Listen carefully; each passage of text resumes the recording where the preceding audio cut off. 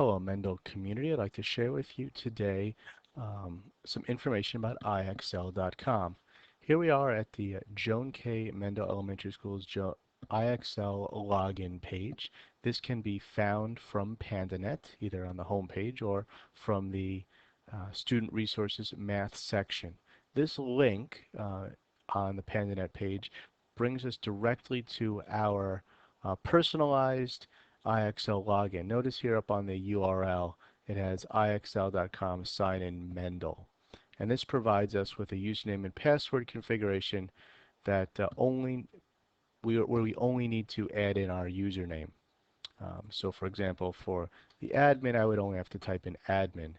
If you go to IXL.com through the internet and you are just at IXL.com, your username needs to include that at Mendel.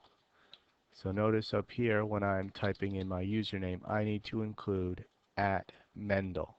If you're going through the personalized page, let me sign out one more time so you can see. When you go through the personalized page through PandaNet, that at Mendel is already built in, so all you need to do is type in your username. If you're going through the main IXL page, make sure to include the at Mendel.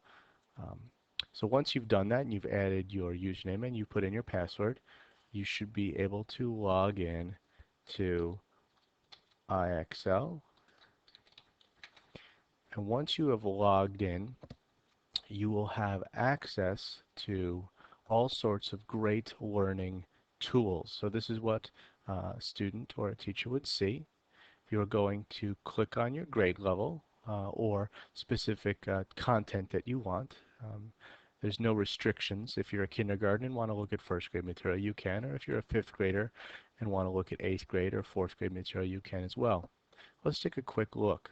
So a student would come in and maybe click on their grade level, and that would open them to all of the standards and content of that curriculum.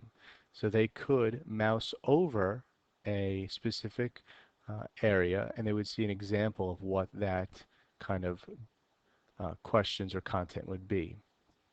And once they click on it, it's going to begin to provide them questions. Notice off to the right-hand side, it tallies the numbers of problems they've attempted, not necessarily right or wrong, but just how many they've done, how much time they've done, and then their SMART score. Okay, this is you can see it's based on a proprietary algorithm that's designed to give you the best possible measure of your student's mastery level. So you can click there if you want to learn more about this. The student teacher has access to view all of this data to help guide and build instruction for your students' needs. So here we go. This is a question. How many cookies are there? Count by 5. So 5, 10, 15, 20, 25, 30. So if I type in the correct answer and hit submit, it says awesome, and it gives the next question.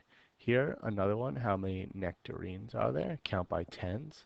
So 10, 20, 30, 40, 50, 60, 70, 80, 90. What if I type in the wrong answer? What happens? The wrong answer tells me, sorry, I'm incorrect. It tells me the right answer, and it gives me an explanation of how I would get the right answer. So it says count by tens, and it gives me a little direction of how I would do that. And if I hit got it, continue and give me more questions. As you could see off to the side, it tells me I have 2 problems attempted. Even though I got one of them wrong, it still says 2, the time I've taken, and then it's my SMART score, 16, looks like out of 100. Um, if I want to go back and choose a new topic, maybe I want to look 4th grade, and let's do place value. Notice here, because I'm on a new grade level, it's reset my problems attempted and time elapsed. Your teacher's going to be able to see uh, what areas you've clicked on and attempted. So just because this is resetting doesn't mean that the data is completely lost. So here, what number is shown? So we've got these blocks. So we've got 100 blocks, 100, 2, 3, 4, 5, 6, 7, 800. These are, oh, these are 1,000 blocks, sorry. So we have 8,000, 1, 2, 3, 4, 5. So 8,504. Submit. And it says excellent. Oh, great job. And we continue going on.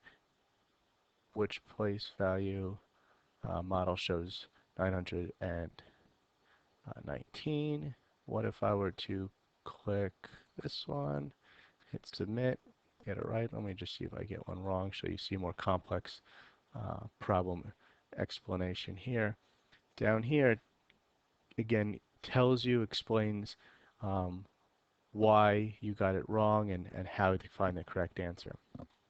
IXL is a great site for practicing math concepts. It's not necessarily a substitute for teaching math, but it's a great supplement for doing some worksheets or some interactive lessons in school or at home, providing feedback and instruction on different topics.